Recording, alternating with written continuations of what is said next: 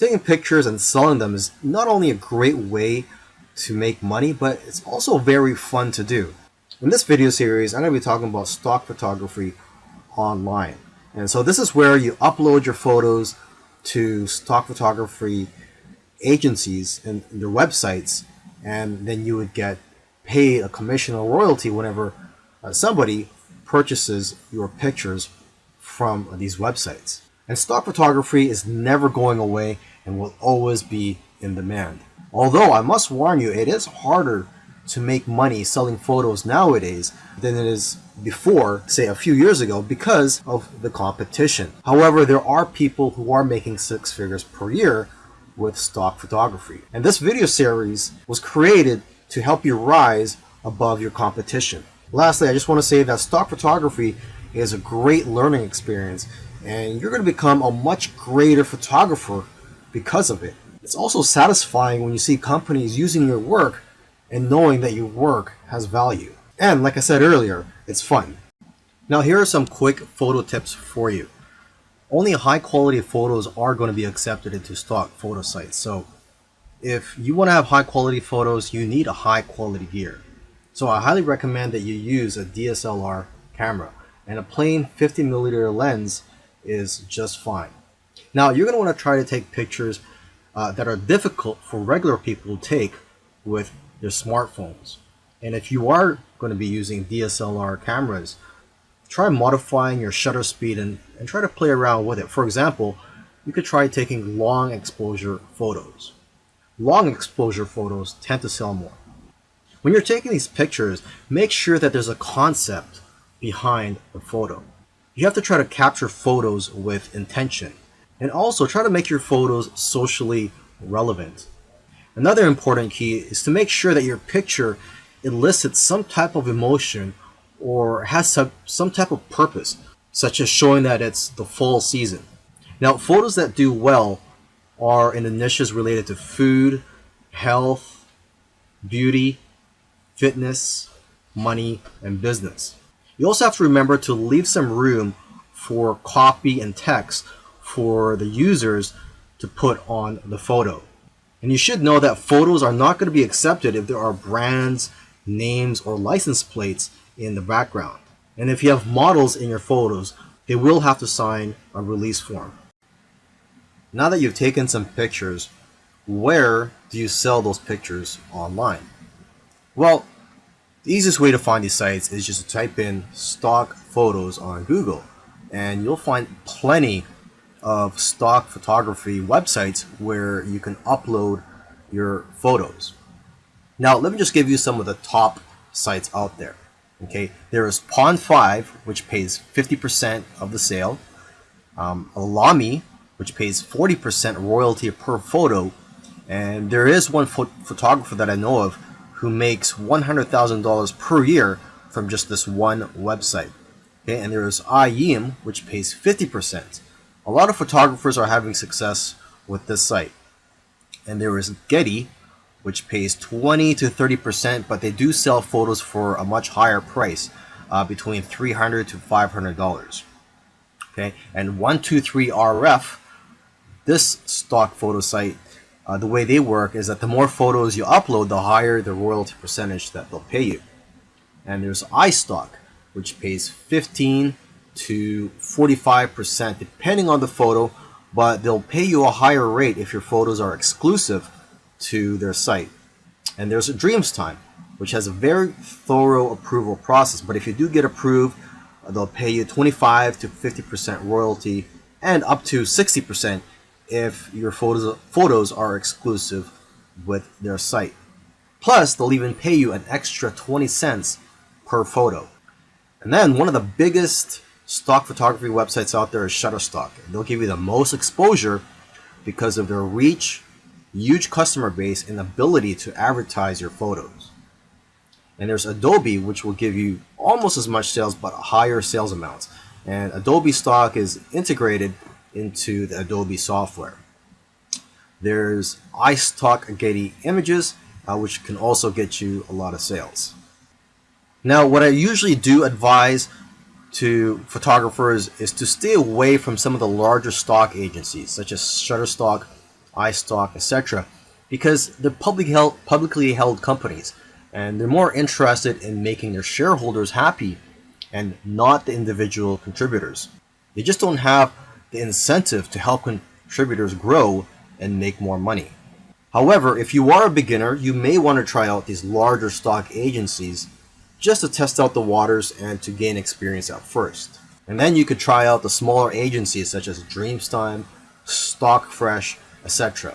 The advantage of working with these smaller agencies is that there's less competition for you as a contributor.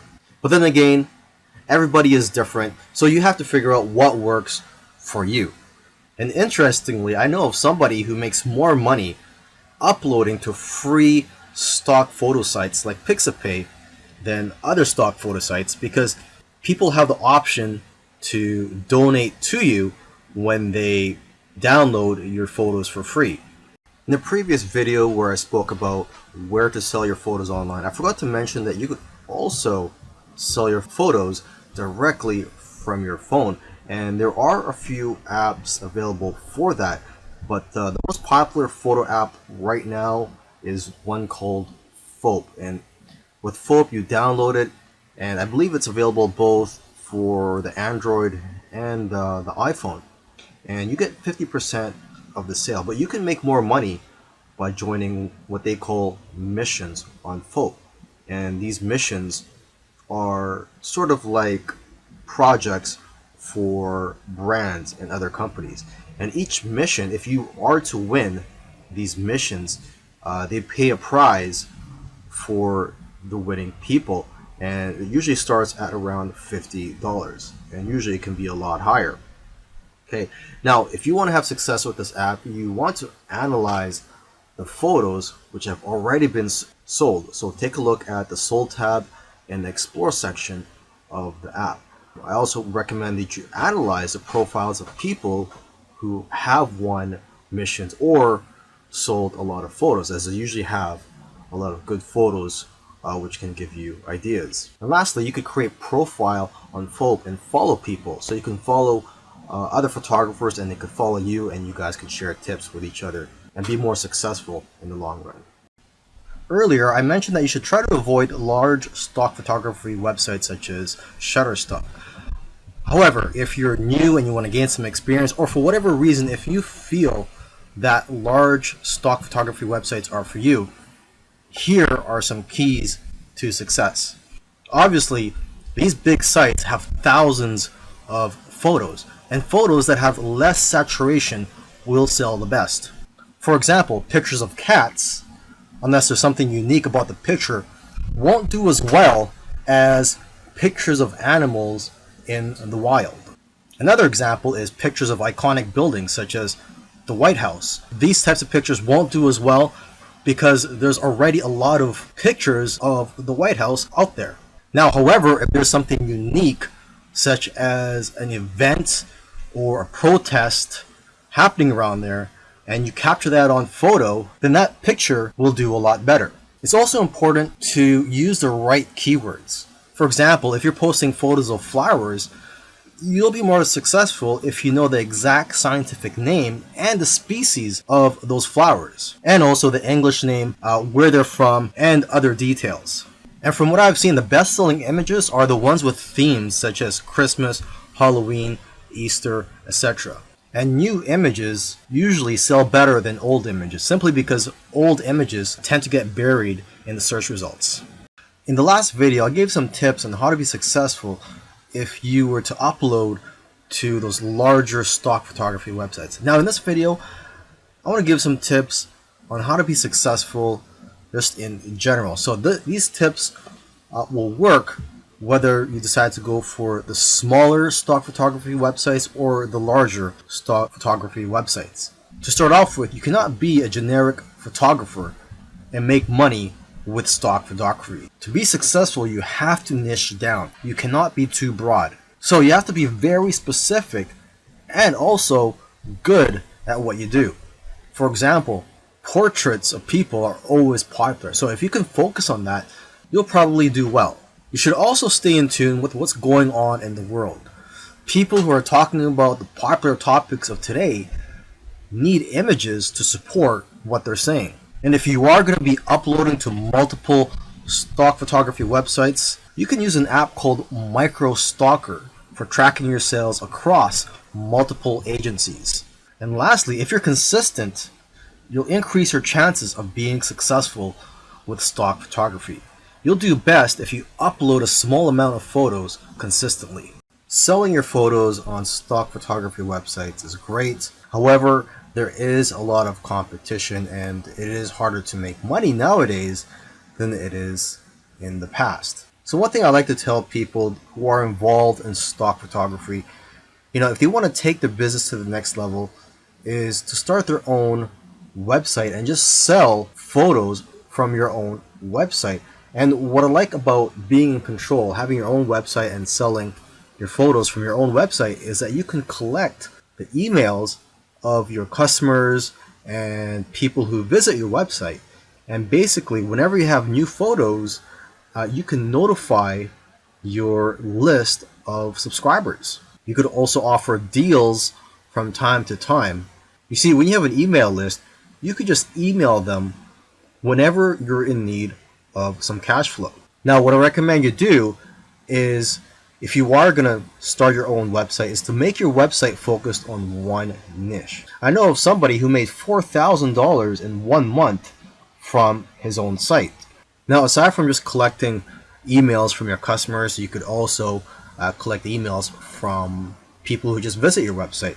And to entice them to opt in, you could run a contest where if they enter their information, such as their email and their name, they'll be entered to win a photo or a print. Another great thing about building a list of subscribers is that you can build a relationship with your audience and that you're going to get repeat sales in the future. You see, when people buy your photos from stock photography websites, you don't collect their information. So it's not like you could tap their shoulder in the future and say, hey, would you like any of my other photos or my newest photos? This way, with your own website, you could just notify them, like I said earlier, whenever you have new photos or if you have a discount that you're offering. You should also sell prints of your photos from your own website to increase your revenues. Now, if you're scared to start your own website, there are several tools out there that make it very easy for you. And one tool that I highly recommend is called Shopify. One good feature of Shopify is that they will contact somebody who abandoned their shopping cart and they'll get reminded to purchase from you. And there's all types of themes available for you to use from Shopify. Now, once you have your site up and running, you could use Facebook ads to drive traffic to your site.